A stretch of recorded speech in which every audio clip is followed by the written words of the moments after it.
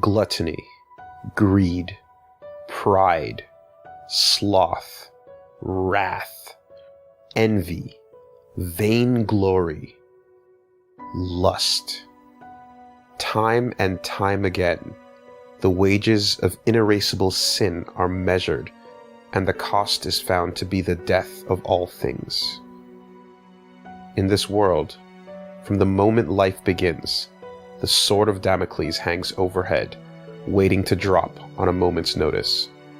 Because in this world, though the gods are long dead, they left their tools behind, and mere happenstance may grant a king's prize to a fool's errand. To understand why, one only has to look to the past. Aeons ago, there existed an interstellar civilization of unparalleled science and technology. Their vast accomplishments displayed such incredible understanding of the universe that the traces of their existence suggest that they had solved the riddle of entropy many times over. Forging unique artifacts and engines of limitless energy, they found a way to harness and control aspects of reality itself. Though no record survives to tell how high their ambitions rose, the remnants unearthed from the ruins and dust of their homeworld reveals a terrifying and awesome potential. Trinkets and baubles, capable of manipulating the unconscious minds of all life.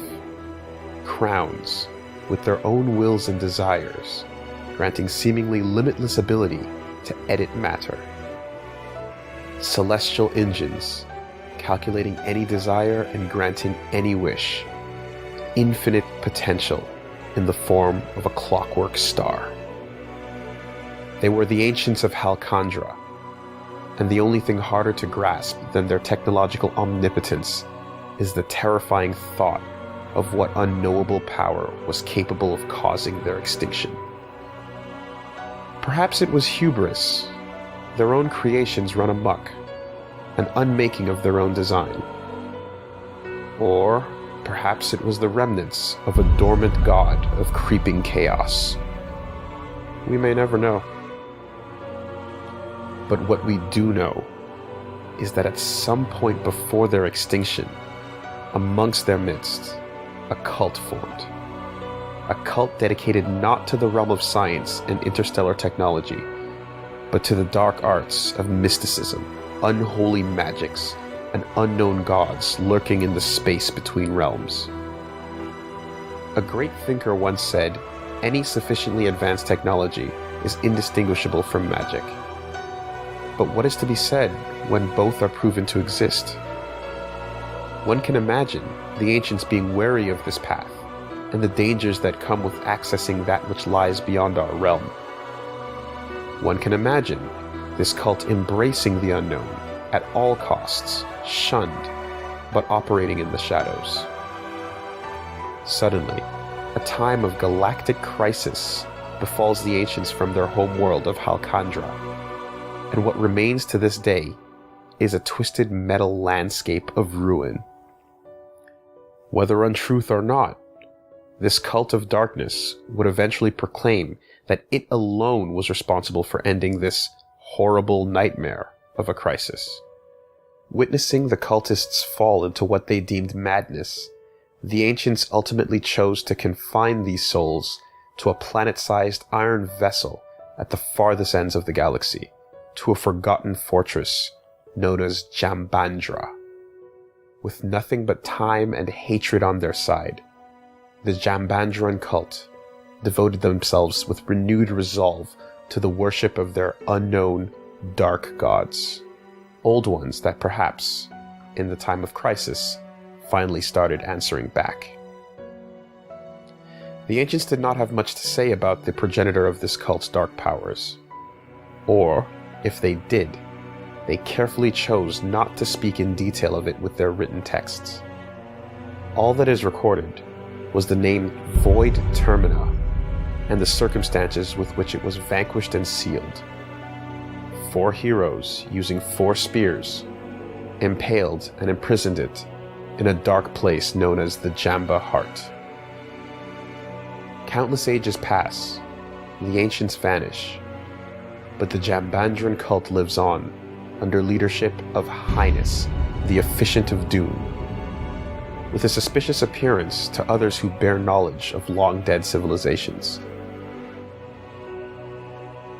Possibly due to the powerful resolve of devout religion, or possibly due to no longer being restrained by concepts such as sanity, Highness, a wizard of the dark arts, carried his hatred of the ancients and their science across all of time.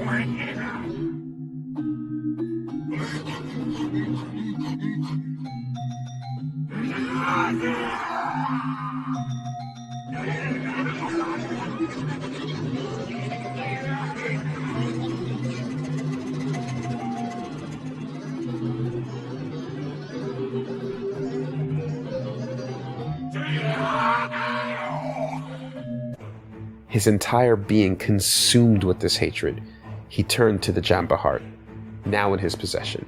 A song of supplication is sung in reverence of a sealed demon god. Despite not fully understanding how to break the seal, the ritual ends almost as quickly as it begins. Highness' mistake in the process causes the Jamba heart to shatter into thousands of pieces, spreading corruption all over the galaxy.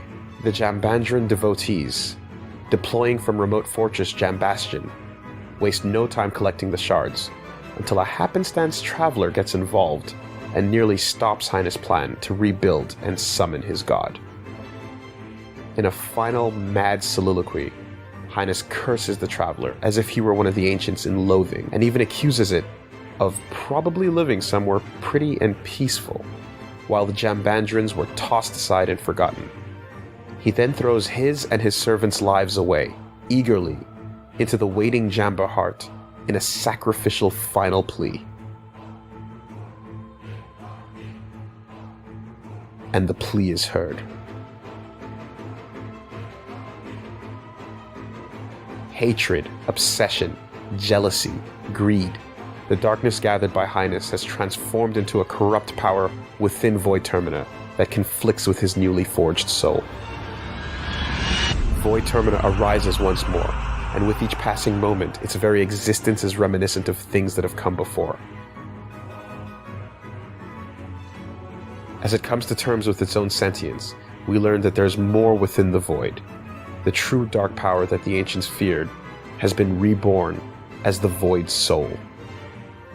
As the Void Soul ebbs and flows in its ethereal form, one cannot help but consider the possibility of this postnatal god's connection to previous threats to the universe.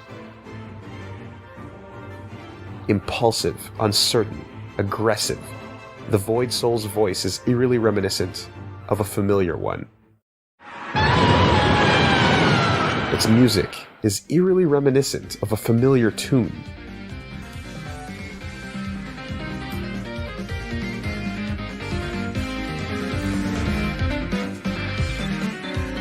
It has many forms, but finally reveals its true face.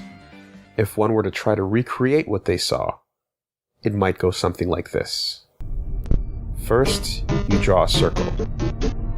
Then, you dot the I's. Add a great big smile, and presto, it's